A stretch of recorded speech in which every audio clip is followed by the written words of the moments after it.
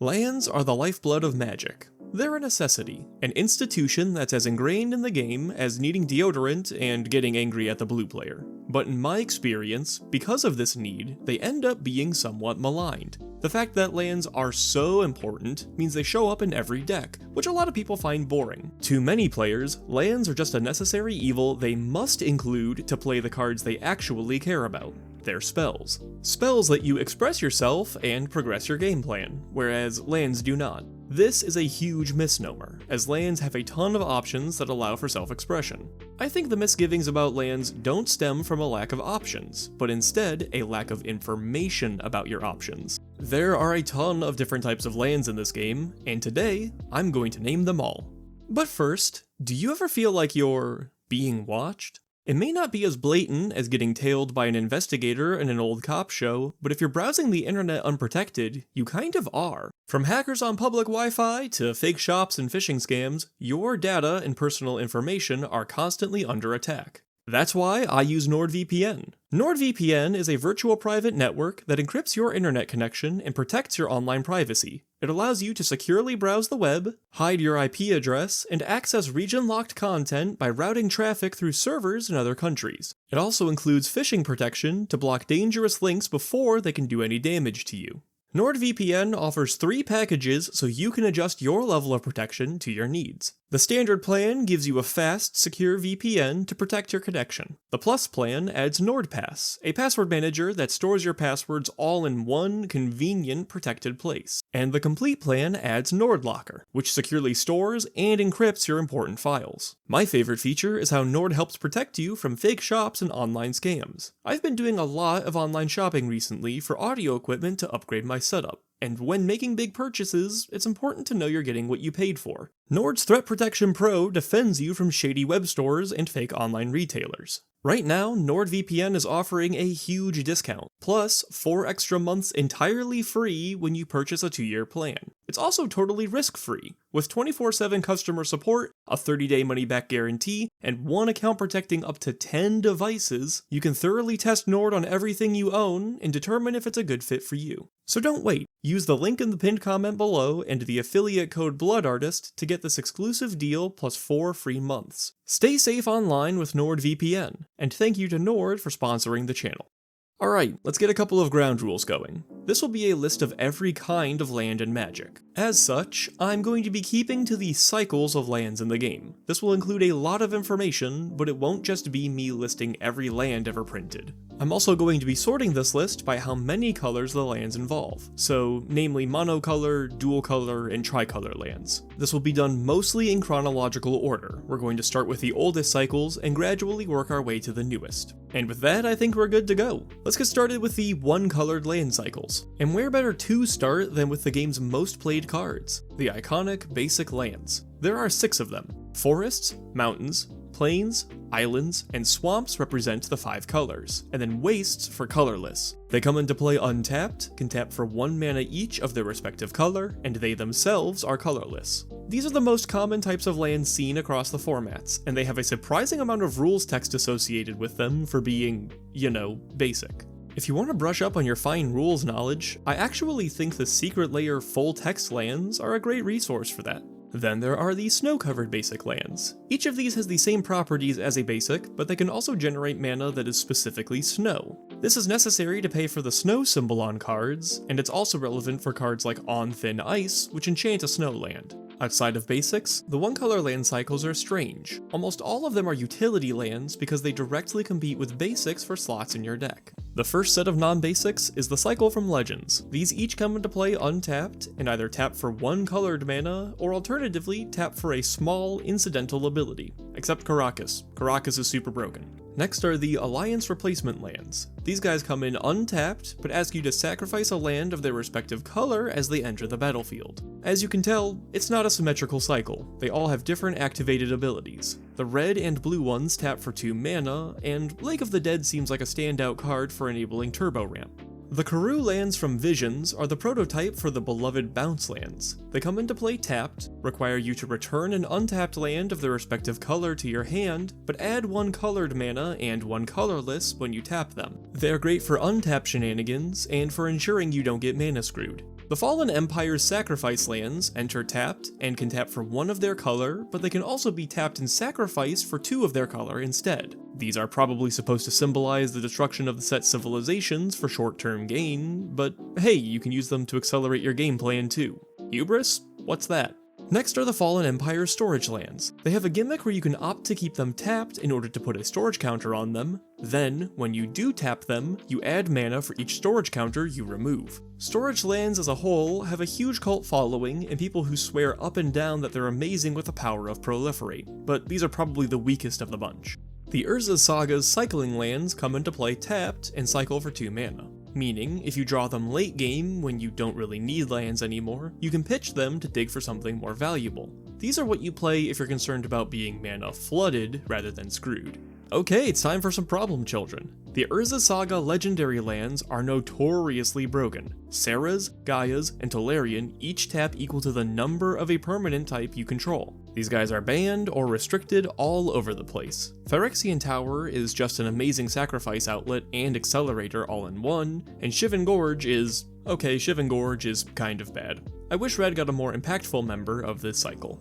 Depletion lands. They come into play tapped with 2 counters, then each time you remove a counter, they add 2 of their respective mana. When they're out of counters, you sacrifice them. I wish they didn't come into play tapped so they could be stronger accelerators. The Mercadian Mask storage lands have a bit more flexibility than the previous ones. They tap to add a storage counter, which means they can synergize with untapped shenanigans, and you can opt not to remove every one of their counters if you'd like to save one to proliferate. Odyssey gave us the Threshold lands, which come into play untapped but deal damage to you when you tap them for mana. They can also be sacrificed for an activated ability, but only if you have 7 or more cards in your graveyard, hence Threshold. The common cycle from Odyssey were the one-shot multicolor lands. They come into play tapped and can either tap for 1 of their color or a mana of any color, but if you do the latter, they explode. Kind of slow, but they're pretty sweet for turning on Reflecting Pool. Okay, another set of problem children. Mirrodin gave us the Artifact lands. They came into play untapped, so in many decks they were just better than basics. Any card that triggers from an artifact entering, or that cares about your artifact count, will now be bolstered by your lands for no extra cost. Just be careful your opponent doesn't have an artifact board wipe, because that'll hit these too.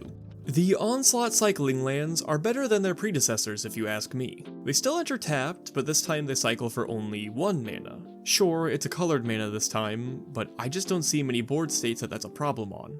Kamigawa's legendary lands are nuts to me. They enter untapped and then have very, very relevant activated abilities just because. Manamo is particularly incredible with the One Ring, and Shizo enables any Black Voltron strategies in Commander. The Hideaway lands are always in contention for playable, in my opinion. They enter tapped, but then they let you look at the top 4 cards of your library, exile 1 under them, and then, if you fulfill a requirement, they can cast that card for free later in the game. Also, they're all landforms shaped like animals, but I can never tell what the green one is supposed to be. Shadowmoor's utility lands enter tapped, and then they cost 1 and you can tap them to get an activated ability. Mad Blind Mountain is the funniest one in my opinion, because what was Red doing back in the day? Also, on this list, they are the first example we have of non-basic lands with basic land typing. Zendikar's common land cycle entered tapped, but they had effects upon entering the battlefield. Interesting, but the rare land cycle had names and abilities with very high impact. Funnily enough, despite being named, they aren't legendary. Oh, and by the way, if anyone is playing Valakut, they're probably killing you with it. The World Wake cycle was similar to Zendikar's. It entered tapped, and they had Enters abilities, but these were generally more useful than their Zendikarian counterparts. This is where we get the famous Bajuka Bog. Battle for Zendikar brought with it 2 cycles. The first was the utility lands. They enter tapped, but they have Enters clauses again. I'm a huge fan of Mortuary Mire in particular as a way of enabling graveyard decks. The other cycle it brought were the Blighted lands. They enter untapped, each tap for a colorless, and they have an activated ability that requires colored mana, and sacrificing the land. Blighted Woodlands sees playing Commander somewhat reliably, but I'm a bigger fan of the Gorge for tacking on burn damage. Hour of Devastation's Pain lands enter untapped, tap for colorless, or you could tap for colored mana if you paid a life. They also had activated abilities that required sacrificing themselves, but they were so impactful that Ramanop Ruins ended up getting banned in Standard. It headlined an aggro deck that was very powerful at the time. Also, they're all deserts. Dominaria's Memorials entered tapped, and you could pay mana to sacrifice them and get an effect. Memorial to War is notable for slugging it out with other utility lands, and Memorial to Folly could bring back creatures to your hand from the grave. Throne of Eldraine had some incredible lands in general, but the common cycle was sweet. All had basic land types and came into play untapped if you had 3 or more other lands of that type. Then, if you fulfilled that requirement, you got a payoff. Mystic Sanctuary in particular was infamous for looping Cryptic Command. Throne of Eldraine's rare cycles are the castles. They only require 1 matching land to enter untapped, and they have activated abilities aligning to the color's goals. Castle Lochthwain sees a lot of play in Commander, although it hurts to activate.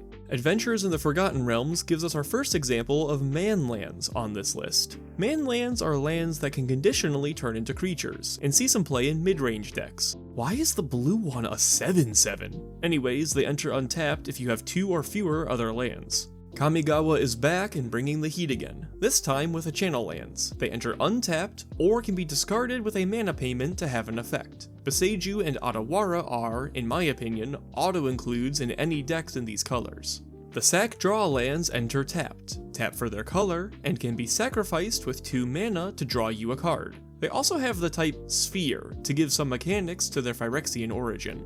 The Hidden Caves of Ixalan enter tapped. You can pay 5 mana and sacrifice them to discover 4. This basically just means you cascade for a card with mana value 4 or less. They also have the land type Cave, which is new here. Lord of the Rings legendary lands enter untapped if you control a legendary creature, but they also have conditional activated abilities. I play Minas Tirith a lot, and every time I say that, my friends get on my case about how I pronounce it. I need to rewatch these movies. Bloomborough had the Village lands, which enter untapped, tap for colorless, can tap for colors to cast specifically creature spells, and have activated abilities that reward you for being built around specific creature types. The Aetherdrift Roads enter untapped if you control a mount or a vehicle, and each have the ability to tap with 2 mana. They sacrifice themselves to make a 1/1 pilot that crews and saddles as if it were power 3. Also, the white one is Country Roads. No comment. Tarkir gave us one of my favorite land cycles ever, the Check lands. They enter untapped if you control an enemy land with basic land typing, then you can activate their abilities repeatedly. I love how easy the requirement is to fulfill, and I play a lot of Mistrise Village.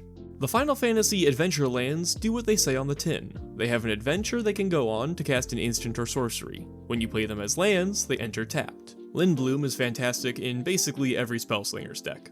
Edge of Eternities has the Planet cycle. They all enter tapped and require you to station them with 12 power worth of creatures to get a huge effect. Avendo and Uthros are callbacks to Gaia's Cradle in Tolarian Academy.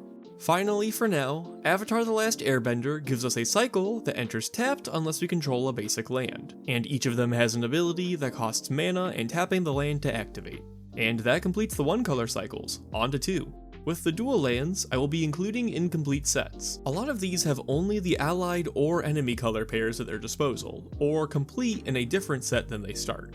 First, and maybe best, are the original true duals. These cards have 2 different basic land types, and so can tap for either of 2 colors without restriction. Also, they all enter untapped, and as such are seen as a strict upgrade over basic lands in most respects. You will hear a lot about these cards, as almost every evaluation of dual lands will be in comparison to the standard these set. Unless they have some sort of drawback or requirement to fulfill, no other 2-color land in the game enters untapped. The depletion duals function differently than their monocolor counterparts. They don't enter with depletion counters. Instead, they enter untapped and tap for either of 2 colors, but they gain a counter when they do. They do not untap if they have a counter. Instead, you remove a counter from them. These only exist for the ally color pairs. Another set of allied lands are the slow fetches. These come into play tapped and do not tap for mana. Instead, they can be tapped and sacrificed in order to search your library for a land with 1 of 2 basic land types, and then put it onto the battlefield. These have an upgrade in the regular fetch lands, but still provide great mana fixing in a pinch. With Tempest came two sets of lands. The first were the slow pain lands. Like all slow lands, they enter tapped, but they allow you to either add a colorless mana or pay a life for a mana of your choice between two colors. These occupied the enemy color pairings. The other Tempest duels were a set of allied colored lands. Dubbed the untap lands, these entered untapped and can make colorless mana without issue. If you want one of their two colors, however, then they will refuse to untap during your next untap step. There are several types of filter lands, but Odysseys were the first. They cannot tap alone. Instead, you have to feed them a mana in order to tap them for 2 mana of different colors. They get into awkward situations when you don't need 2 more mana, but also help you hit all your colors early on. Tainted lands are a strange cycle. There's only 4 of them, and they're all the combinations that have black in the colors they tap for. They can make colorless alone, but access to their other colors requires you to have a swamp alongside them. Invasion shines a spotlight on a conundrum we have with dual lands. Most duels try to get as close as they can to usable without becoming so powerful that they're nearly objective upgrades over basics like the true duels are. The most common way this is achieved is by making them enter tapped. This idea crystallizes here, with the allied colored lands each entering tapped and tapping for each of their colors with no other restrictions. These are slow, and ultimately, most people aren't a fan of them. Eventually, this design space will include little buffs to tap lands to make them more appealing. Kamigawa gives us a second copy of the untap lands. They still tap for colorless without hassle, but freeze for a turn if you get colored mana from them. Instead of rounding out the cycle though, they double down on allied colored pairs. Finally, we get to the Cult of Personality, Original Ravnica, and the Bounce lands. They resemble the Karoo lands from earlier. They enter tapped, and bounce a land back to your hand as they enter. From then on, they can tap for both of 2 colors. These, however, don't require you to bounce a land of a matching basic type, so they can bounce themselves if need be. This comes up sometimes in landfall strategies, where you run out of lands to play, but still want a bunch of triggers in one turn. They also have a dedicated following behind them. The people who like bounce lands really like bounce lands. Criticize them at your own peril. Cold Snap gives us another set of tapped lands. Just like earlier, they're slow, but this time around, they have the snow land typing. This gives them additional synergies in certain decks, or the ability to bluff these synergies if you aren't actually playing them. Back to another popular cycle, storage lands. This time around, we have probably their most powerful iteration. They don't come into play tapped, and they can tap for colorless immediately. You can also pay a mana and tap them to put a storage counter on, then pay a mana and remove storage counters to add mana in combinations of 2 colors. Because these don't need to remove their counters to make mana, they're much better than the past variations for storing up a bunch of counters with Proliferate.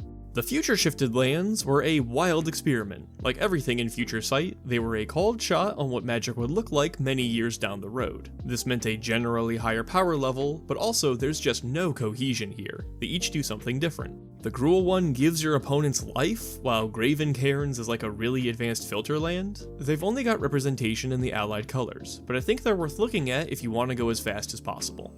Lorwyn brought with it a set of tribal lands. These each come into play untapped if you reveal a card with a specific creature type from your hand. Their colors are all over the place, as each is connected to a different one of the iconic Lorwyn tribes. Fairies, for instance, got the blue-black land.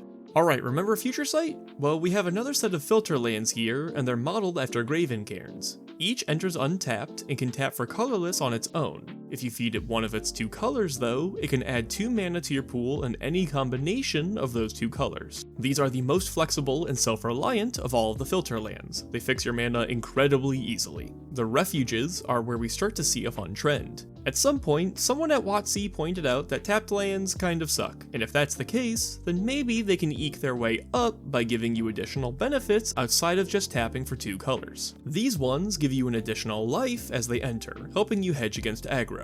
The creature lands are maybe my favorite manlands in the game. They enter tapped, but they can all turn into creatures with abilities. Celestial Colonnade in particular was a tournament champ back in the day, flying over blockers and hitting faces, while still being able to tap for mana in the second main phase thanks to Vigilance. The Horizon lands have a reputation for being great in the late game. They enter untapped, but need 1 life in order to tap for mana. Eventually, you can sacrifice them in order to draw a card, which helps dig for answers and establish another threat when your mana starts to outgrow your cards. Okay, so we talked about why artifact lands are powerful. They ended up making a return in Modern Horizons 2. These ones entered tapped, which heavily limited their impact, but they had a couple of other changes too. Obviously, since they're in this section of the video, they tap for 2 colors of mana, but they also came packaged with indestructible. This means these won't die to board wipes anymore, so they have a higher floor but a lower ceiling. On to the fetches. These are debatably the most powerful lands in the game. They don't tap for any mana, instead they cost you a life, and then they go grab a land with a basic land typing. So where to begin? First of all, they're perfect fixing. With true duals or shock lands in your deck, they can fetch a land that has one of their colors, and then one of any other color they don't concern themselves with. This means Flooded Strand can be used to grab green mana. Also, that life it costs can sometimes be a benefit rather than a detriment. In Modern, decks used to fetch shock lands in order to bring their life totals down intentionally to fuel Death's Shadow early in the game. Finally, just by doing their thing, they enable landfall strategies. Every fetch you play nets you 2 landfall triggers. These not only are maybe stronger than the true duals, but also get more powerful with true duals in the card pool. I seriously doubt these will ever stop seeing play. The Tango lands enter tapped, unless you control 2 or more basic lands. The name comes from the fact that it takes 2 to tango, and they can provide some mid-game mana fixing, or set you up early game if you're comfortable moving a little slower. They also have basic land typings. Every time you see this going forward, you should think in your head, this means they can be fetched, which is a very real upgrade. Bicycle lands are a fun play on words. They have nothing to do with bicycles, but they have the ability to cycle for 2 mana. I still think 1 mana cyclers are better, but hey, these tap for 2 colors, so I might be wrong. Next, we have maybe the worst name for a set of lands, the generic tapped lands. They enter tapped and tap for 2 colors. Yeah, so there's not much redeeming about these. They don't even have basic land typings. Time to move on. The check lands come from Ixalan, and they do as the name implies. They check your board to see if you control a land with a basic land typing aligning with their colors. If you do, they enter untapped. They share a lot in common with the earlier Tango lands in this way. Good in the mid-game.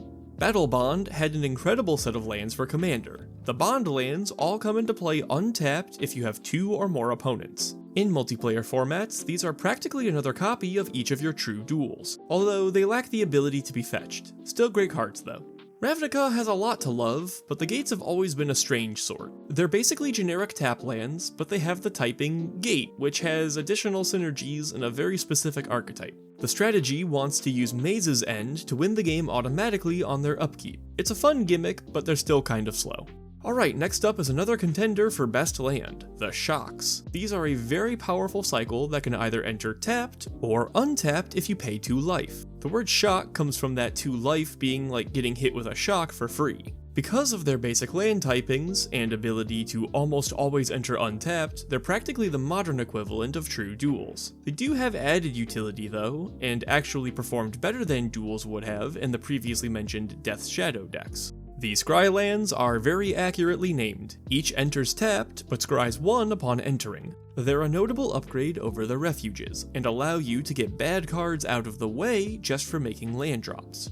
The Pathways are another land I commonly debate with basics. They have 2 sides, and each is an untapped land of a single color. This means they can adjust to help you find the colors you want without needing to slow down your mana. Just know that there is a very real test of patience to be found in cards that require you to flip them back and forth constantly.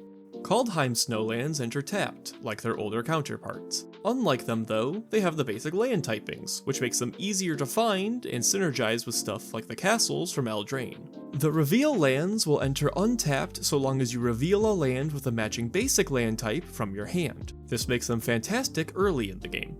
The Strixhaven campuses are tapped lands at their core. They do have an upgrade though, and that's the ability to convert 4 mana into a Scry 1. This can be done repeatedly, but it's quite expensive for what it is. Next we have the Slow lands. These are another conditional untapped dual. They will avoid entering tapped only if you control 2 or more other lands. They're very similar to Tango lands in this way, except they don't need the 2 lands to be basics. The Sack Draw lands are another upgraded generic dual. They have all the fixings you come to expect at this point, but their unique twist is getting to pay 4 mana to sacrifice themselves for a card. This competes with the other sacrifice draw lands. These ones are significantly more expensive to activate, but don't hurt you when you tap them, so I'm not really sure which are better. Fetchable tapped lands show that we need to get more creative with our names. There's nothing to elaborate on here. They are generic tapped lands, except with the basic land types, which means you can fetch them. This is almost exactly how the Yakuza games name side story characters. Pain lands should be recognizable if you've ever played a talisman before. They deal 1 damage to you to tap them for colored mana, but can be tapped for generic mana for free. Usually this makes them generic lands until you're really in a pinch, and they teach you that it's actually pretty infrequently that you're going to be hard up for colors and magic. Fast lands are the inverse of slow lands. Instead of entering untapped if you control 2 or more other lands, they enter untapped if you control 2 or fewer. As their name implies, they're incredible in the first few turns, and then quickly become generic tap lands. Gain lands are a direct rerun of the refuges. They enter tapped, but gain you a life when they enter the battlefield. If you want redundancy in this, and are playing a deck that requires all 5 colors, you can run 20 of these with both cycles together. Speaking of reruns, next up are the creature lands. This is another cycle of manlands, except this time they're generally cheaper to activate and have different abilities. They focus a lot on types of evasion, which makes it hard for your opponents to effectively block them. One of the stronger cycles of recent years is the surveil lands. When they enter the battlefield, they surveil 1. This sounds similar to Scry, and it is, but it has additional helpful applications outside of what the Scry lands can do. Dumping cards into the graveyard can enable dredge strategies and other grave-focused decks. They also have basic land typing again, so fetching is in the realm of possibility. Then of course, you also have the ability to get rid of bad, or poorly timed, cards on top of your deck. These have made a splash in tons of competitive formats recently, and I imagine they'll be the go-to tapped lands for a while. The Desert Pingers are on the opposite side of gain lands. Instead of increasing your life total by 1, they decrease your opponent's. These are great targets to sacrifice or loot, making them potent in land decks where you can make full use of their ability to burn people down. Also, since they're deserts, they have additional synergies with Thunder Junction cards. Another newcomer to competitive are the Verge lands. Split between Duskmourn and Aetherdrift, they each tap for 1 color on their own, and then a second color if you control a basic of that type. So, Thornspire Verge can tap for red by itself, and if you have a forest on the board, then green gets opened up too. This makes them another upgrade over basics. The Verges also have a strange circumstance where they're part of a 20 card cycle. At some point we should be getting another 10 of these where the inverse color rolls happen. So, we'll have a land where green is the native color and red gets added with a mountain on the board. The Spider-Man Surveil lands aren't nearly as universal as the other Surveils. They enter tapped, only cover the allied lands, and require you to pay 4 mana and tap them to get your Surveil. This is a ton of mana, but they're reusable, so I guess they make decent mana sinks.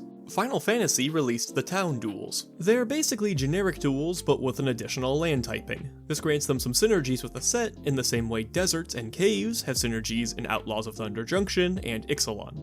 Finally, Avatar gave us another set of lands you can pay 4 into to sacrifice and draw a card. This cycle, however, gives us the ability to pay all generic mana rather than a combination of colors. Still enters tapped though. And that should cover all the duels. Finally, it's time to talk about the Tri-lands. Homelands showed off the first series of tries. These covered the 5 combinations of allied 3-color groups, otherwise known as the shards. They enter untapped, which is a surprise for lands that can tap for more than 2 colors, but, well, you'll see. They can tap for colorless without issue, but then they cost mana to tap for other colors. The 3 colors aren't made equal either. Whichever of these colors lies between the other 2 on the color pie costs 1 mana to create, while the outer 2 cost 2 mana. This is horrible. If you're ever this desperate for colors, I beg you to look at other options first. It's just funny to me how busted the original duels were compared to the original tries. The Invasion Tri-lands, however, actually have something going for them. They enter tapped, boo, but that's probably reasonable for mana fixing in 3 colors. So these are also ally based, and this time they tap for the center color for free. They can also be sacrificed in order to add 2 mana, one of each of the flanking colors. This means they can be used as accelerators on a critical turn. The layers are actually untapped Tri-lands, but with a deal that good, you know there's a catch. Here, it's that you have to bounce a non-layer back to your hand. They themselves, of course, have the layer land typing. The bounced land doesn't have to be untapped, so on some board states this is actually a decent way to fix your mana. Most of the time though, the setback means you're just plainly a turn behind. The tri-fetch lands are actually pretty balanced. They enter untapped, they can tap for a colorless, and they can be sacrificed at the cost of 1 mana to go and grab you a basic land of one of their 3 types. This is a 4th example in a row of solely allied lands, but that's going to end now. The tri-lands, and yes they share a name with the entire category, are a set of all 10 3-color combinations. They each enter tapped and can tap for any of their 3 colors. No additional restrictions or setbacks. These things have seen a lot of play over the years, and they're probably just strictly better than their 2-color generic tap land counterparts. New Capenna was a huge boon to 3-color mana bases with their 2 cycles of lands. The first were the sack fetches. When they enter, they immediately sacrifice themselves in order to grab you a basic of one of their 3 colors. They also gain you a life when they do. These sound amazing, but because the basics enter tapped, they don't quite measure up to true fetch lands. Still, they make a big splash in landfall decks all the same. Finally are the triomes. This actually technically started with Ikoria, but I'm crediting Capenna for finishing the cycle. They are most related to tri-lands, coming in tapped, but they have 2 significant differences. 1, they have the basic land typings, this makes them fetchable and more synergistic than tri-lands. The other is that they can be cycled if you pay 3 mana. These changes make them pretty flexible, and they're probably the strongest of all the tri-lands outside of sack fetches. And with that, finally, I think we're done. If you found this process to be a bit tedious and extensive, then you see my point. There are a million billion options to choose from. Even outside of utility lands, you have the ability to express yourself through your mana base. I know a lot of players that are diehard bounce land believers, some who swear by the power of storage lands with proliferate, and others whose only interest is to go as fast as possible. All these people have one thing in common though, and that's that they've learned to love their lands. So, if you think putting your lands together is a bit of a drag, I hope I helped you find some options that really speak to you. And if I did, then let me know in the comments below. Give me your favorite cycle of lands and why they are so much better than true duels. While you're down there, I'd appreciate it if you liked the video, or maybe shared it around with your friends. I don't advertise anywhere, so word of mouth is how I grow this little channel of mine. If you're a fan of the format of these videos, subscribing to the channel will help you hear about it when I upload, assuming YouTube is doing its job. If you want to talk directly, I have a Discord where we get together to talk about Magic. I also have a Blue Sky. Follow me there to see me dunk on Wizards of the Coast. Thank you again to NordVPN for sponsoring the video. Use my link in the description and the code BLOODARTIST when you head over there. Thank you so much for watching, and have a wonderful day.